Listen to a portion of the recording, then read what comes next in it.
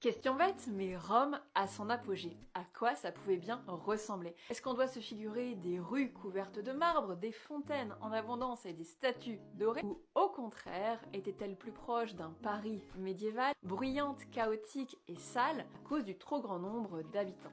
Rome, au 1er et 2e siècle après Jésus-Christ, est une ville de contraste. Rome, c'est 1,2 million d'habitants qui sont concentrés sur 20 km². Pour vous faire une idée, Paris, c'est environ 100 km² pour 2 millions d'habitants intramuros. Autant dire que la densité romaine avoisine les 6000 habitants par km², ce qui correspond plus ou moins à la densité de Singapour. Il n'est absolument pas faux de s'imaginer une ville hors norme, en avance sur son temps. Effectivement, dans le centre-ville de Rome, au 2e siècle après Jésus-Christ, on trouve une succession de forums couverts de marbre, où les statues dorées des empereurs se multiplient dans l'espace public. Il y a également plus de 14 aqueducs qui viennent apporter tous les jours l'eau courante dans les différents édifices publics. Pour ce qui est du paysage urbain, Rome, en dehors de ces très beaux forums couverts de marbre, c'est essentiellement des immeubles en bois, de 2 à 3 étages. On sait par exemple, de par une législation d'Auguste, qu'il était interdit de faire des immeubles de plus de 20 mètres de hauteur. Pour vous faire une idée, la plupart des immeubles haussmanniens à Paris font également environ 20 mètres.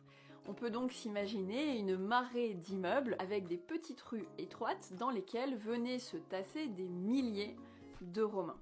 Dans ces maisons, l'eau n'était absolument pas courante. Il n'y avait pas non plus de tout à l'égout, ce qui nous laisse imaginer une ville relativement sale. Deuxième chose à avoir en tête, si on se penche sur les législations de César, on sait que Rome, la journée, était entièrement piétonne. Ce qui nous laisse imaginer l'ambiance sonore de Rome la nuit, qui était tout sauf silencieuse, car toutes les livraisons à chariot se faisaient à la nuit tombée. Résultat, Rome était un véritable coupe-gorge, où de nombreux auteurs nous disent qu'il était absolument déconseillé de sortir le bout de son nez à la nuit tombée.